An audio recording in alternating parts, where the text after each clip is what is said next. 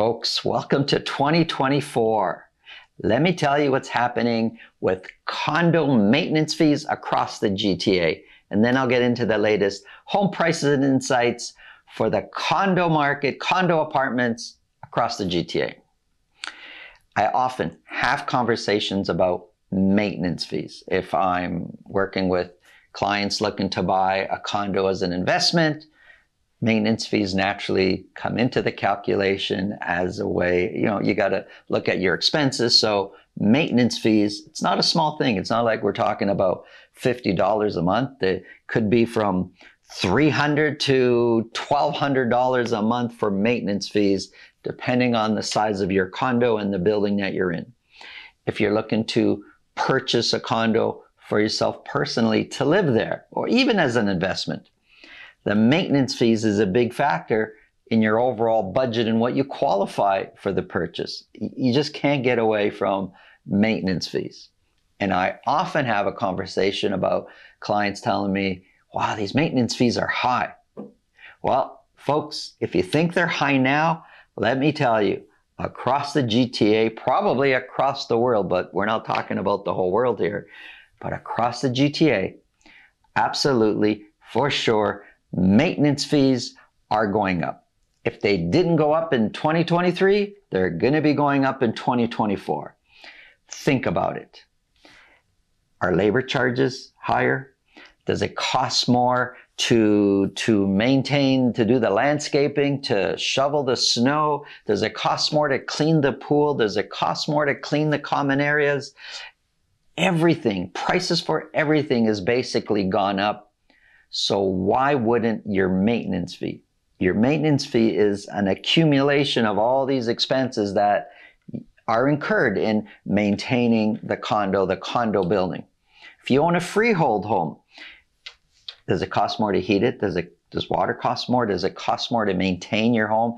Does it cost more to cut the grass, the gas you put in your lawnmower, all these things? It costs more to live today than it did yesterday. It costs more. So for sure, your maintenance fees are going up. Now, if you're an investor and this condo is an investment for you, you have choices, naturally. Even if you own it and you live in the condo, you have choices. However, if you live in your condo, it's a harder choice, because what do? Do you sell your condo because maintenance fees and the increase in mortgage payment, it's either something that you can't afford anymore, or you're just unwilling to pay those kind of fees? Well, if you live in your condo, this is your residence, what are your choices? You sell that, buy another condo? You're going to still have maintenance fees. Do you sell that and buy a freehold property? How many people can afford to do that live in a condo and go to the freehold route? It's a big jump. It's a difficult, it's hard to do.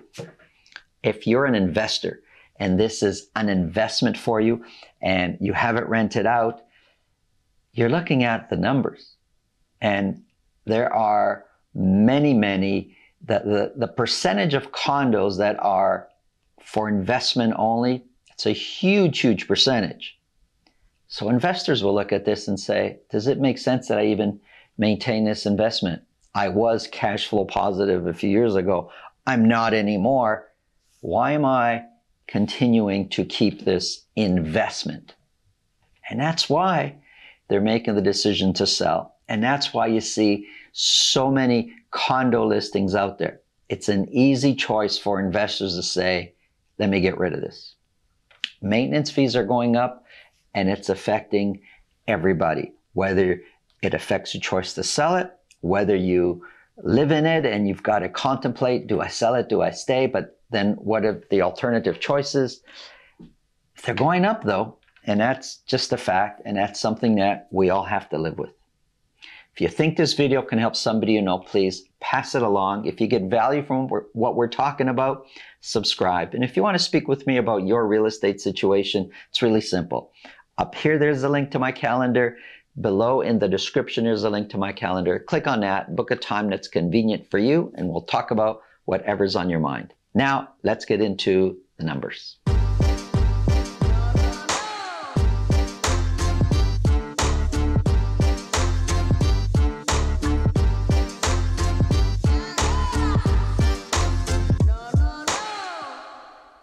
Once again, welcome to 2024. We've changed our lineup for this year. This show today is all about GTA condos. We're going to be talking about condos for City of Toronto, York Region, and Peel. These are average sold price for condo apartments. We're not talking about condo townhouses in this show, just condo apartments. So average sold prices for week ending January 3rd. I've got 3 months on the board here.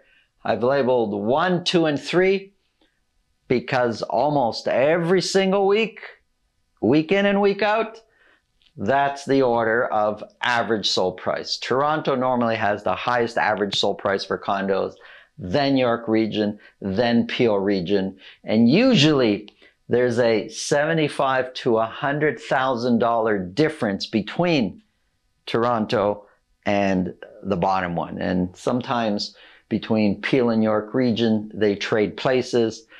But one versus the top versus the bottom, top being Toronto almost always, bottom, that may change, but still $75,000 to $100,000 difference. And this is why you see people deciding, do we buy a condo in Toronto or do we buy it somewhere else where it's $75,000 to $100,000 cheaper. We're going to start off with analyzing City of Toronto condos just for the City of Toronto. That's what the numbers are for week ending January 3rd. Before I get into the numbers, I got to say the holiday season, 1 or 2 weeks before Christmas, 1 or 2 weeks after the New Year, with all the holidays and everything going on, I'm labeling that the twilight zone just because it's really hard to take those numbers as a absolute, this is the, true reflection of what the market really is. So we'll look at prior to the twilight zone and we'll look at where we are now. So week ending January 3rd, 2024 for the City of Toronto condos, 78 condos were sold. 6 of those were at $1 million or more. Average sold price sitting at $695,000.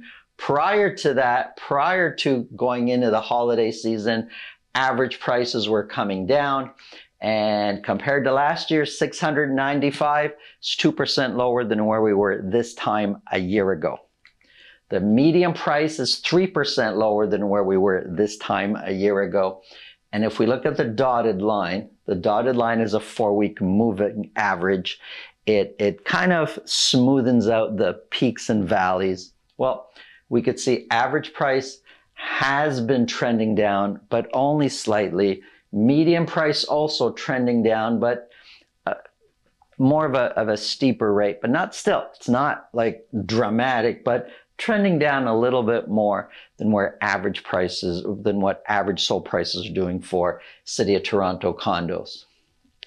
Sales, well, of the 78 that sold, 14% sold at list price or more. So not a lot of competition when it comes to condos. And when we look at this year's sales versus last year, orange, I shouldn't say this year, more current versus a year ago, you can see that sales are pretty much the same as what they were for these 3 months anyways, as what they were a year ago. Listings, we're listing more leading into the twilight zone, listing far more condos this year than last year. But in the holiday season area, pretty much the same we're listing this time than what we listed the previous year. Now, 2023 versus 2022, we actually listed 4% more condos in 2023 versus 2022. Active listings for condos, way down. That's active listings in general, and every home type are way down. That's not necessarily because we bought everything. Lots of condos, lots of listings in general expire at the end of the year. Lots of sellers have taken their listings off the market. What's really important to really keep an eye on is what happens in the new year. Are they all coming back on? Are they coming back on? Plus new sellers that decided not even to come onto the market and are going to go for the first time in the spring market now coming up. Let's see, that's going to be really interesting to watch. Months of inventory, we're sitting at 8.2 months of inventory. I drew a line here at 5 months of inventory. More than 5 months of inventory, we say, is a buyer's market. City of Toronto condos, pretty clear. We're way up there when it comes to months of inventory. We are sitting in a buyer's market, and months of inventory, it looks like they're continuing to go up. So that's all the City of Toronto condos. Let's break it down into 9 parts of the city here. Now, many areas that only sold 1 or 2, I didn't put average prices. I mean, it's only 1 or 2 sales. It just doesn't make any sense. But let's look at Scarborough, for example. Average sold price is $545,000. Scarborough, with 11 condo sales, has the lowest average sold price for condos across the GTA. It's pretty similar also when we compare the detached market. Scarborough has the lowest average sold price for detached. But for detached, it has the highest sales in most cases for all of the City of Toronto. Not so much for condos, but the average sold price was set as $545. 6.1 is the months of inventory. But a third of those condos, 30 or a little bit more than a third, 36% of those condos sold at list price or more. We've got Etobicoke over here. 12 are sold. Average sold price is $636,000. Months of inventory is 5.8. Now, when we talk about, I'm flipping back and forth between condo and detached. Those of you that watch the detached show, when I talk about the downtown section for detached, each week we have 0, 1, maybe 2 sales, but usually it's 0 or 1. It's a whole different world when we're talking about condos now. Downtown Toronto condos has 1/3 of all the City of Toronto sales. 26 condos were sold. Average sold price, $749,000. Months of inventory is high, 8.7. There's a ton of listings in downtown Toronto. But 26 are sold, $749,000. Between the high area, the highest average sold price, which is City of Toronto, $749,000, and the lowest, which is Scarborough, there's a $200,000 difference in average sold price. Now, that is for week ending January 3rd. Remember what I said about Twilight Zone? But throughout the course of the year, you'll see there's a big gap between average sold price in downtown versus Scarborough versus any of the other areas to tell you the whole story. Then you have your Midtown, average sold price, $654,000. Uptown Toronto, $691,000. Those 2 numbers, average sold price, you'll see, tend to bounce around a little bit as to which one's higher and lower. That's City of Toronto condos spread or broken down by the 9 sections. Let's talk about York Region condos. Now, this is for all of York Region. So Vaughan, Richmond Hill, Markham, we're looking at them all as one number. For week ending January the 3rd, only 16 condos were sold. Average sold price, $650,000. Average sold price has been trending down for condos in York Region. $650 is 4% lower than what it was this time a year ago. The median price is 5% higher at $685,000. Prices have been trending down. 16 were sold, only 6% sold at list price or more. Now, you won't even notice that. Listings have been dropping, but they're coming up quickly. Active listings have been coming down. Months of inventory sitting at 6.9. I've got 3 months on the board here. 3 months to 5 months of inventory, we say, is a balanced market. There's been a few weeks where we've been sitting in a balanced market, but I would say the overall feel in the overall market is we're pretty much in a buyer's market, more than 5 months of inventory. Even when you're at 4.8, 4.6, you're pretty much there. You're looking at a buyer's market for York Region condos. Here's Peel Region for week ending January 3rd, 2024. 11 condos were sold. That's it, just 11. None of those were at $1 million or more. Average sold price sitting at 593,000. 593 is 6% higher than where we were this time a year ago. The median price of 560 is 2% higher than where we were this time a year ago. Prices for Peel condos have been trending down. 11 were sold. Look, do we need to calculate what 18% is? It's very few condos sold at list price or more. Listings been trending down, but they're shooting up quickly. And months of inventory way up there at 10.5 months of inventory. Average days on market, 49.